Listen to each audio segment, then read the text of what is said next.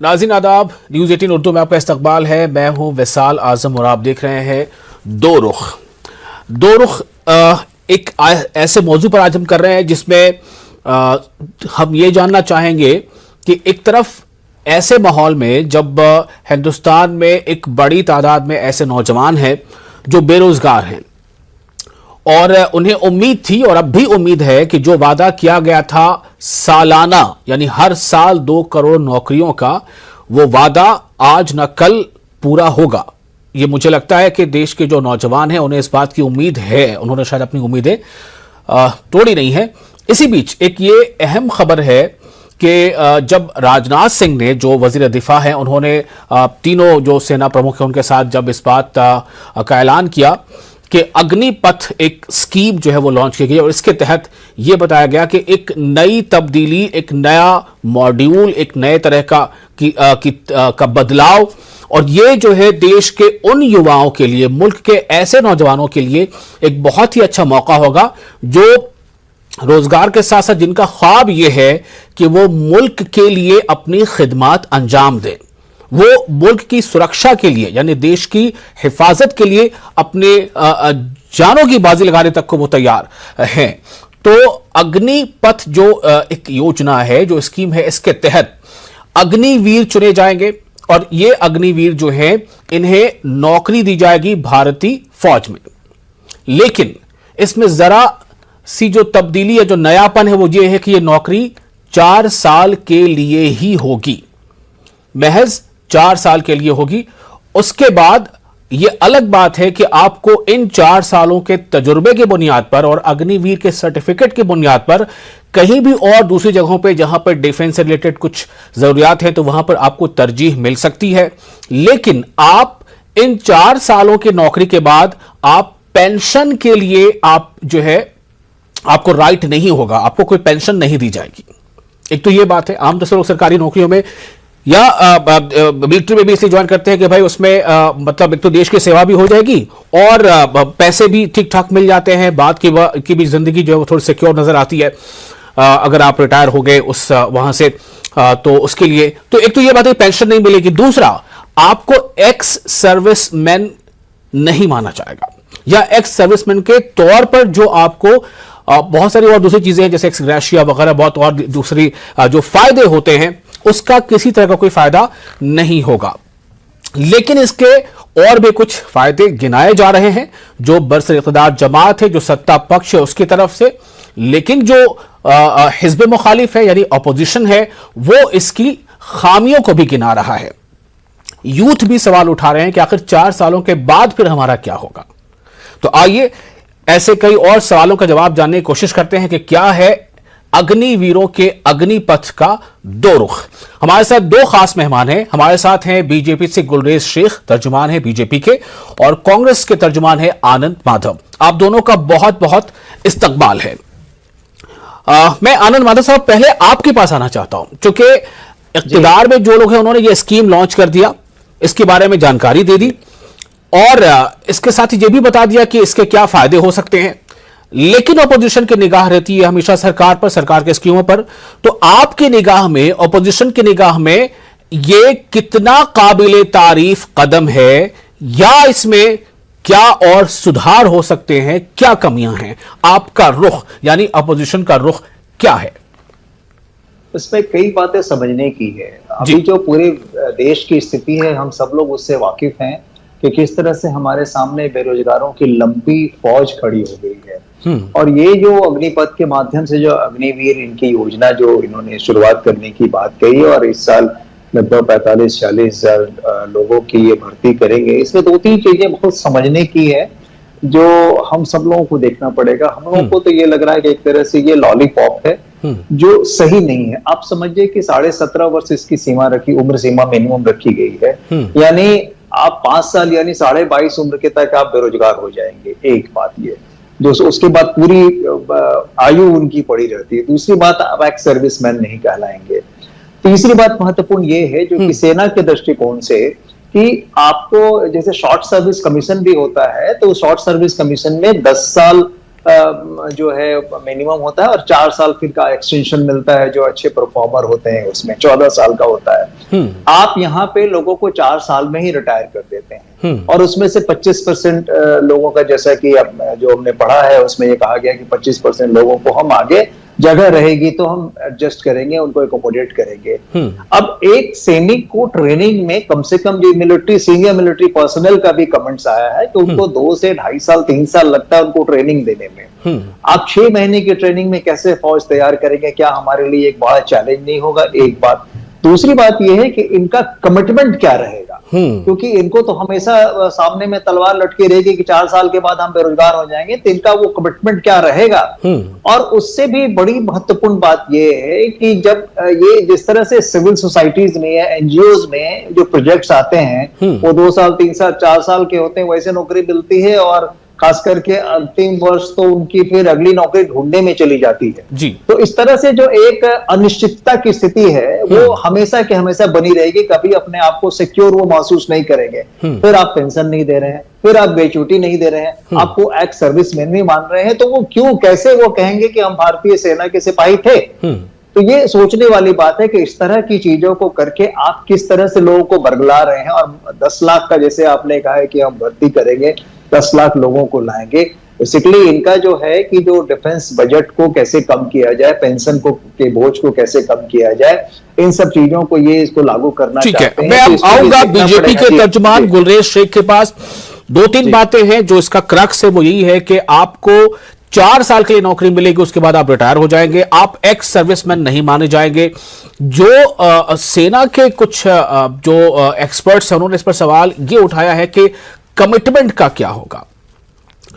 मैं आता हूं सीधे गुलेश शेख साहब के पास। गुलेश शेख साहब बताएं क्या है बीजेपी का या सत्ता पक्ष का रुख?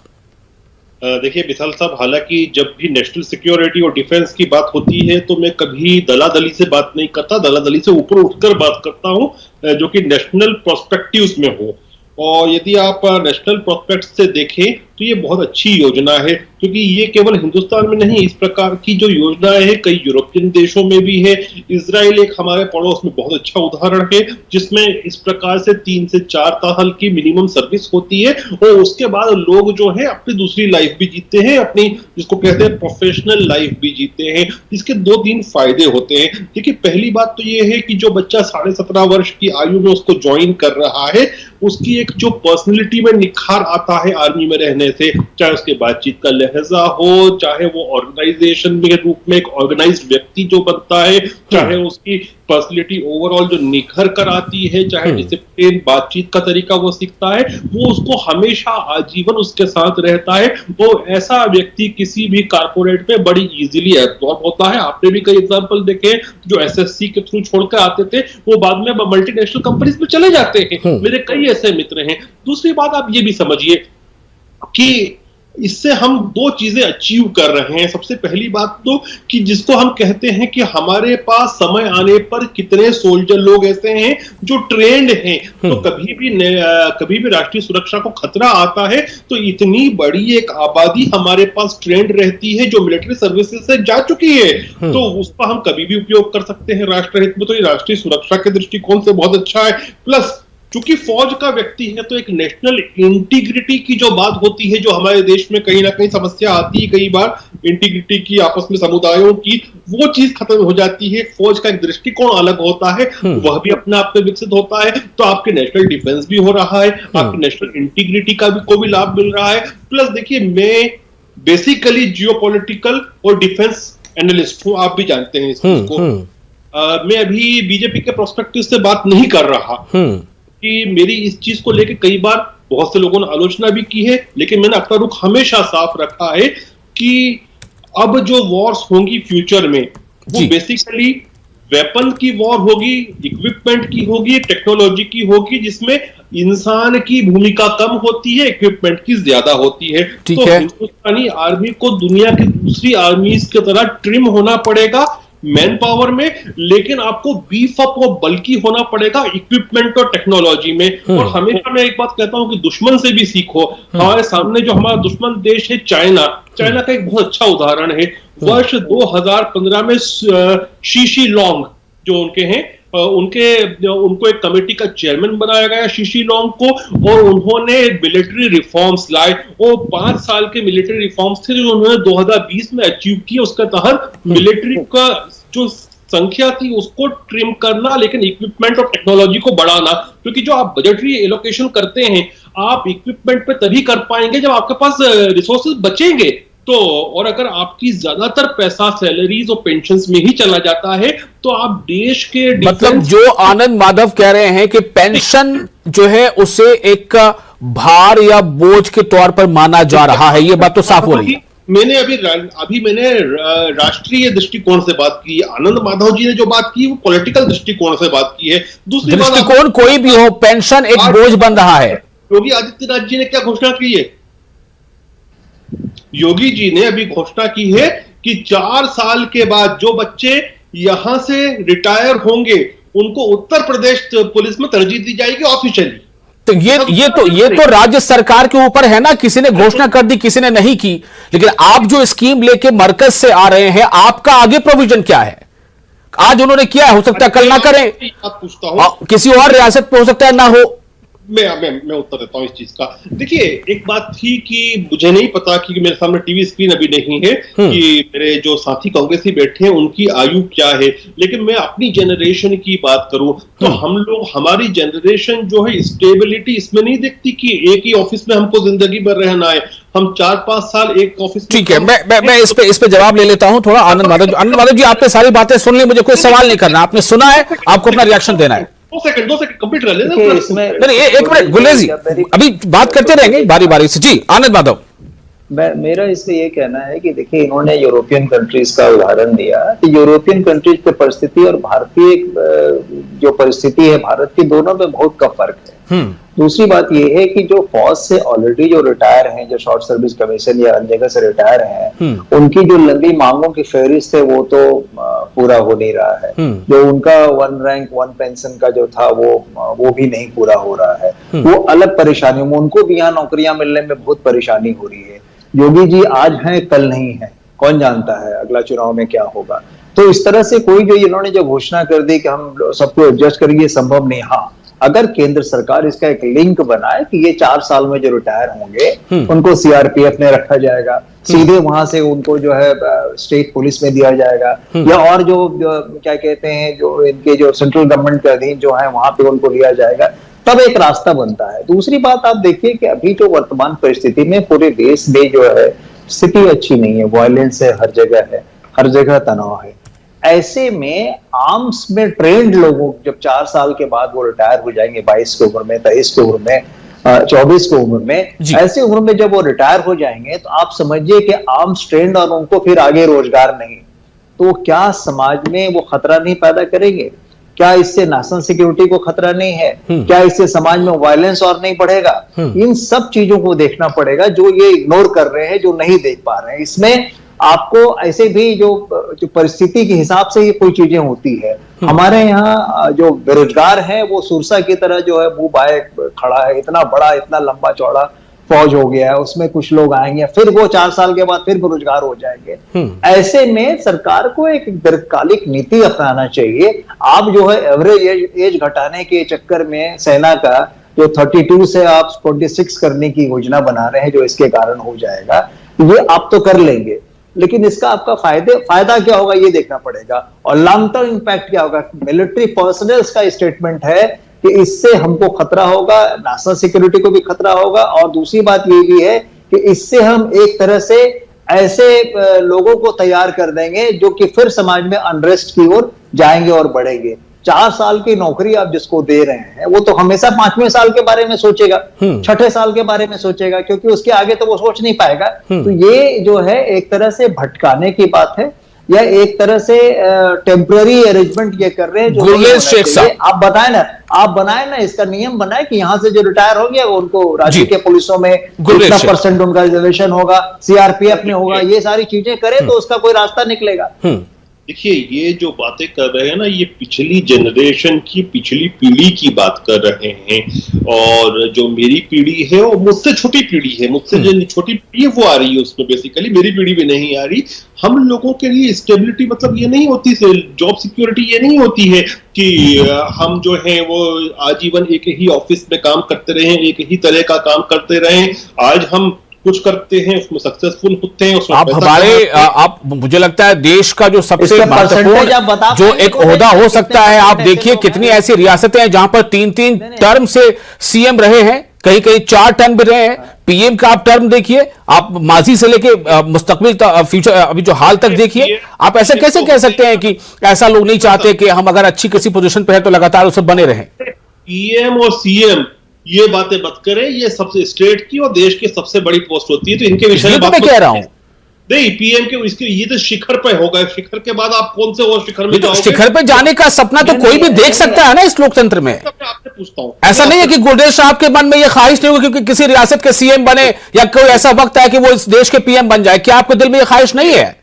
देखिए, आप समझिए आप इस चीज को। मैं आपसे एक प्रश्न करता हूं, इतना बड़ा न्यूज 18 उर्दू का स्टूडियो है, आपके स्टूडियो में कितने ऐसे लोग हैं जो 5, 6, 7 साल तक काम करते हैं? बहुत कम मिलेंगे, वो शिफ्ट करते हैं क्योंकि उसमें प्रमोशन मिलता है। गुलरेज भाई इनका परसेंटेज बहुत कम है। आप बड़ी आबादी को नहीं देख पा रहे हैं, आप सेलेक्टेड लोगों को देख पा रहे हैं। कितने लोग जॉब चेंज कर पाते हैं? अरे भाई, आपके कोरोना काल में इतने लोगों की नौकरी चली गई, वो लोगों को नौकरी नहीं मिल रही, इधर से दर दर भटक रहे हैं, उनके बारे में आप नहीं बोल रहे हैं, उनके बारे में आप नहीं समझ रहे हैं। देखिए, ऐसा है कि देश को स्थायी चीज चाहिए, टेम्पररी चीज नहीं चाहिए कि चलो अभी तुमको हम युवा अभी अनरेस्ट में है तो उनको हमने ये दे दिया। आपसे समझिए, इस बात को समझना पड़ेगा कि जिस तरह से योजनाएं बनती हैं, लॉन्ग टर्म बनती है। मेरे एक मित्र है, मैं आपको उदाहरण देता हूं, मेजर गौरव आर्मी, आपने भी शायद उनको मिले होंगे या उनको टीवी पे सुना होगा। वो शॉर्ट सर्विस कमीशन में थे, उसके बाद उन्होंने वीआरएस लेके नौकरी का दूसरी जगह की, पहले वो मल्टीनेशनल्स में गए, उसके बाद अब मीडिया पे चले गए और आगे बढ़ते जा रहे हैं। शॉर्ट सर्विस कमीशन भाई साहब 10 साल का होता है, उसके बाद 4 साल उनको एक्सटेंशन मिलता है। ये 4 ही साल का है, इस बात को समझिए आप। 4 साल की कोई नौकरी नहीं होती है।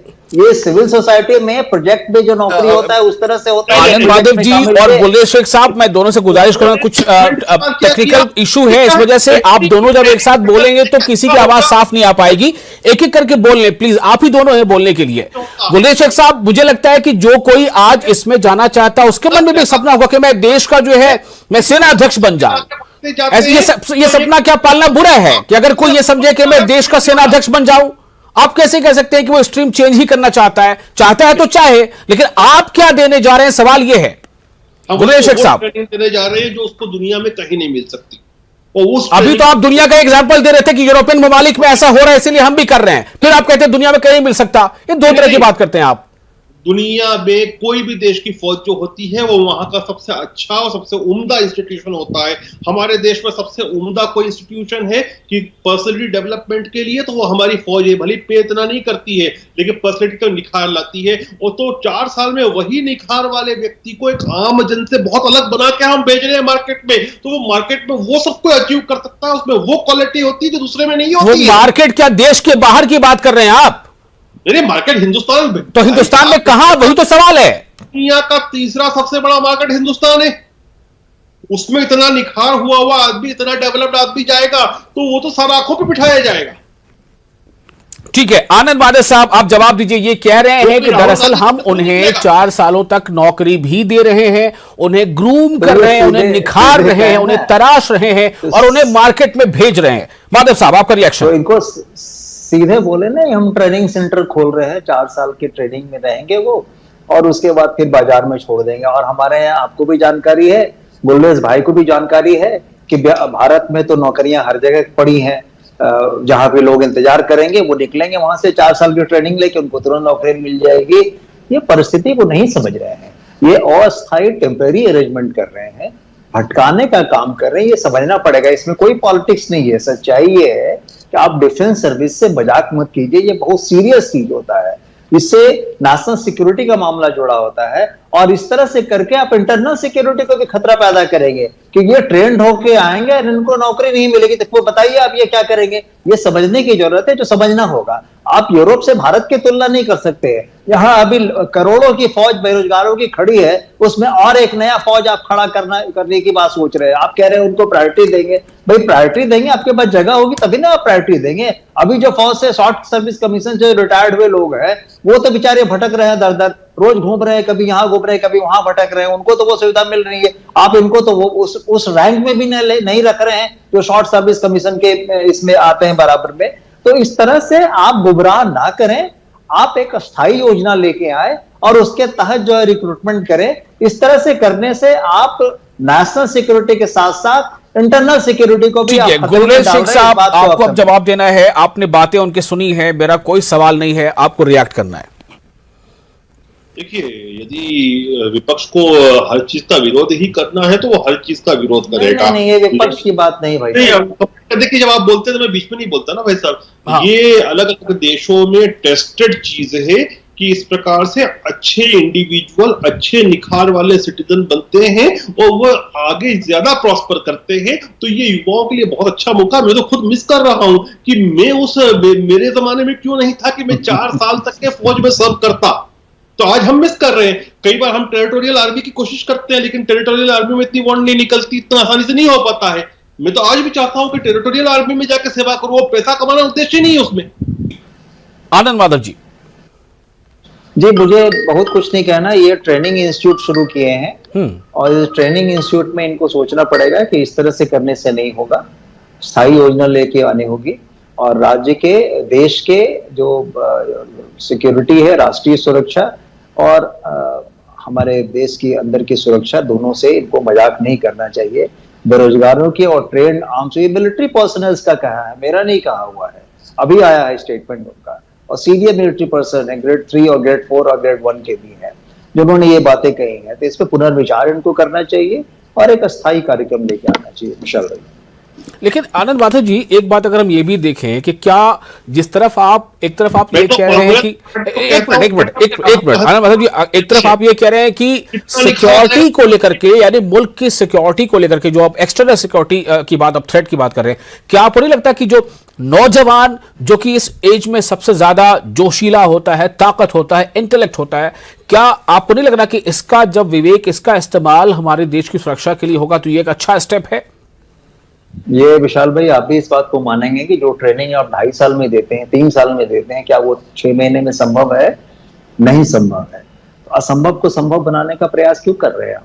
सीधे तौर पे एक्सेप्ट कीजिए कि आप एक ट्रेनिंग इंस्टीट्यूट खोल रहे हैं, उसमें 4 साल लोगों को ट्रेनिंग देंगे, फिर उसको भेज देंगे, चाहे उनको नौकरी मिले या ना मिले, इसके लिए वो ठीक है। मैं फाइनल कमेंट के लिए आपके पास आ रहा हूं। आप मुझे 30 सेकंड्स और आप ले लीजिए आनंद माधव जी, उसके बाद मैं गुलरेज जी के पास जाऊंगा। अब मुझे ये बताइए कि इसमें क्या और होता तो बेहतर होता? मैंने बताया ना, इसमें होता कि आप 4 साल का ठीक है ट्रेनिंग दे के अगर आप उनको सीआरपीएफ से जोड़िए, बॉर्डर सिक्योरिटी फोर्स से जोड़िए, आप उनको स्टेट पुलिस से जोड़िए, जो सेंट्रल गवर्नमेंट की पुलिस है उनसे जोड़िए, तो बेहतर होता ना। आप 4 साल में क्या, शॉर्ट सर्विस कमीशन आपके पास है ही, उसमें 10 लाख की वैकेंसी निकाल देते। ठीक है, आप से अपने जिम्मेवारी से बचना चाहते हैं ऐसा करके। जी धन्यवाद। गुलरेज शेख साहब, फाइनल कमेंट 40 सेकंड्स। देखिए, मैं तो हमारे कांग्रेस के भाई से बोलूंगा कि जब भी बात करें नेशनल सिक्योरिटी को सामने रख के करें, हर चीज में राजनीति नहीं करना चाहिए। लेकिन मैं इनके एक वेल विशर के रूप में कहता हूं कि यदि आपको सच में देखना है कि इसका कैसा लाभ मिलता है मिलिट्री ट्रेनिंग का, तो थोड़े दिन के लिए, 6 महीने के लिए राहुल गांधी और प्रियंका रॉबर्ट वाड्रा को फौज की ट्रेनिंग करवा दे। आपको निखार दिखेगा कि पर्सनैलिटी में निखार कैसे आता है। आप मोदी जी को ट्रेनिंग दिलवाइए भाई साहब। अरे मोदी जी तो, आप मोदी जी को ट्रेनिंग दिलवाइए, जो आताताई आतंकवादी की तरह। अरे सामने से जो निकलता है वो ट्रेंड ही होता है। नहीं, वो तो हमने देखा है ना कितने ट्रेंड है। आज जो वो कर रहे हैं वो दुनिया देख रही है। आज दुनिया देख रही है किस तरह से टायरानी की तरह वो बिहेव कर रहे हैं। उसकी पर्सनैलिटी में निखार आ जाएगा। आप राहुल जी से तुलना कर ही नहीं सकते हैं। राहुल जी को उन्होंने थ्रेट माना है, तब इस तरह का काम कर रहे हैं। मत भेजो। चलिए, मेरे पास वक्त नहीं है बहुत, आपने इसको एक नया बोर्ड दे दिया आखिर में, लेकिन मेरे पास वक्त नहीं है फिलहाल। और बहुत शुक्रिया आनंद माधव जी आपका, गुलरेज शेख साहब आपका। तो सवाल इस बात को लेकर है कि 17.5 साल की उम्र में आप अग्निवीर बन सकते हैं, फौज में आपको रिक्रूटमेंट किया जा सकता है, लेकिन आप सिर्फ वहां 4 सालों तक काम करेंगे, जिसमें 6 महीने की ट्रेनिंग भी शामिल है। उस 4 साल के बाद आप का वहां काम खत्म हो चुका होगा। 25% ऐसे लोगों को रेगुलर करने की कोशिश की जाएगी, ये बात भी सामने है। साथ ही साथ इसके क्या फायदे हैं, इसके क्या नुकसान हो सकते हैं। आमतौर से लोगों के जहन में ये बात होती है कि अगर हमें नौकरी मिल रही है तो नौकरी एक तरह से लंबी नौकरी हो ताकि हम उसमें तन मन धन से लग जाएं। सवाल इस पर ये उठाया जा रहा है कि चूंकि ये सिक्योरिटी से जुड़ा मामला है, इसमें डेडिकेशन और कमिटमेंट की कमी हो जाएगी अगर इतने शॉर्ट टर्म के लिए लोगों को इसमें जोड़ा जाएगा। लेकिन उसके जवाब में भी जवाब है। अब आने वाले वक्त में इस पर और क्या सवालात उठेंगे और किस तरह के जवाब दिए जाएंगे, ये भी देखना जरूरी होगा। फिलहाल मुझे दीजिए इजाजत और आप बने रहे न्यूज़ 18 उर्दू के साथ।